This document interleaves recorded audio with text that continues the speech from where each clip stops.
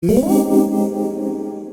everyone, what's going on? It's Waseem here from Handsome Smiles. Thank you for joining me on this video. Guys, today I'm going to be bringing you my top 5 brilliant daring fragrances. So for me, a daring fragrance is a fragrance which I have to think twice about wearing. I need to think about what occasion it is, what sort of people I'm going to be around, and I also have to take into account what sort of season it is.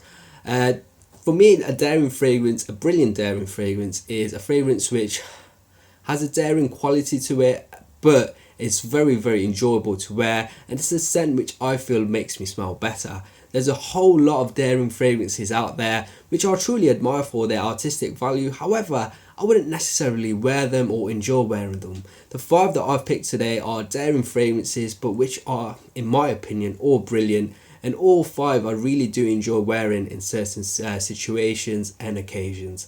So let's get this list started at number 5 with a fragrance from the house of Frederic Malle. It's a masterpiece by Maurice Roussel. The fragrance I'm talking about is Musc Ravageur. Now, Musc Ravageur for me is such a beautiful, gorgeous fragrance. For me, it's so pleasing. However, for a lot of people out there, this is a love or hate. Some people absolutely hate this fragrance. A lot of people dislike the intense spiciness that you get in the opening. You get a lot of clove and cinnamon, and it's mostly the clove which is off-putting to a lot of people and would make this fragrance quite daring to wear to a lot of people. For Musc Ravageur, some people even described the scent to smell like cat piss, which I can sort of understand what they're saying, but I still find this incredibly pleasing. Not that I find cat piss pleasing, I really don't. I can understand where that nuance, they're getting that nuance from, but I still feel this is such a beautiful, gorgeous fragrance. The opening is definitely daring for a lot of people. I enjoy the spiciness. However, into the dry down, once the sweet vanilla develops in this scent, it becomes such a pleasing fragrance. At number 5 for my brilliant daring fragrances is Musc Ravageur by Frederic. And number 4 is a fragrance from the house of Amouage, and the fragrance is Lalique Man. For me, Lalique Man is quite a daring choice because of how strong the rose note is in this. The rose note in this fragrance is a lot like rose water. It can come across quite feminine actually.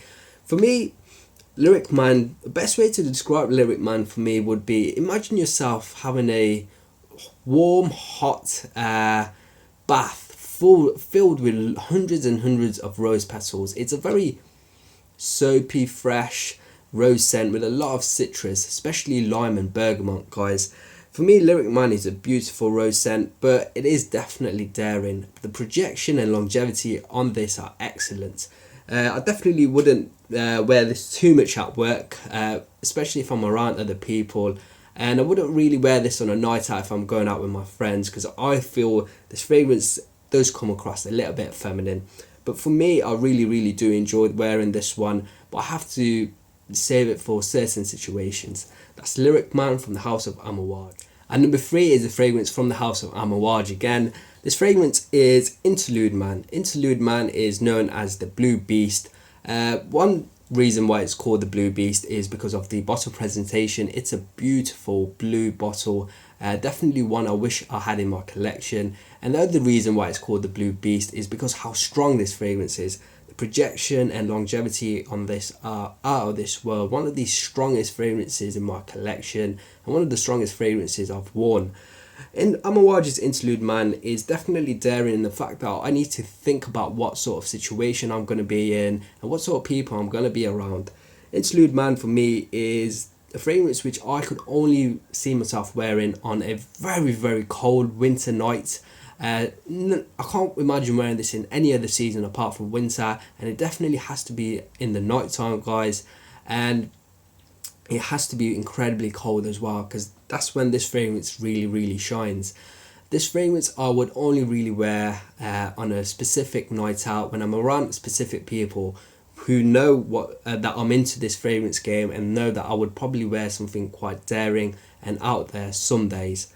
Amouage's Interlude Man can really be described as a very smoky, ashy fragrance. It really just smells like ashes, like a barbecue after that cold, ashy sort of feel.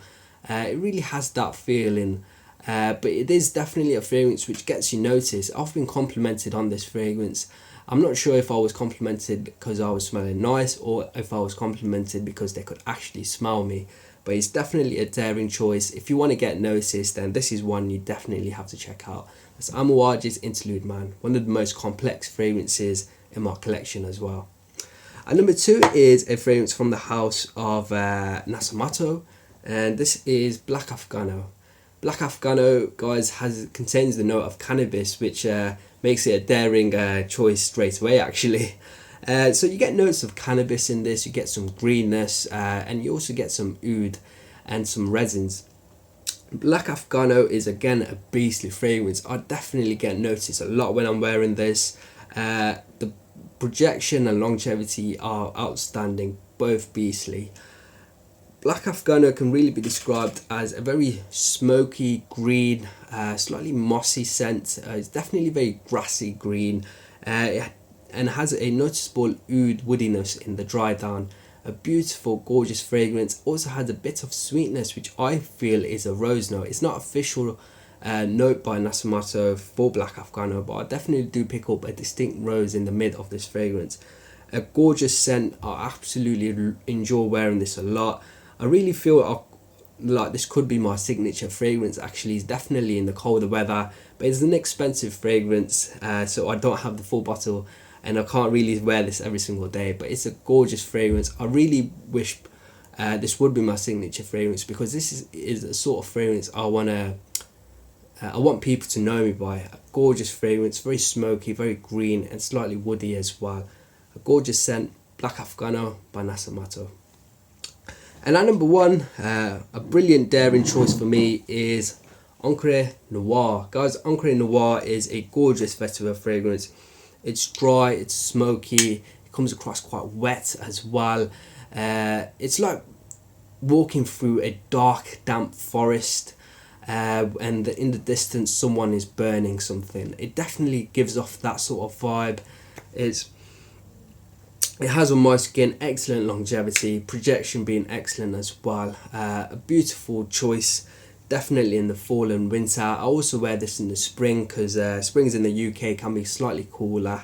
And I absolutely adore wearing this fragrance. I know this fragrance is very, very different to a lot of mainstream designers you get, very different to a lot of vetiver fragrances actually as well. If you think about a very popular vetiver fragrance, is Grey Vetiver by Tom Ford. That's a very fresh vetiver, completely different to the vetiver in Encre Noire, guys.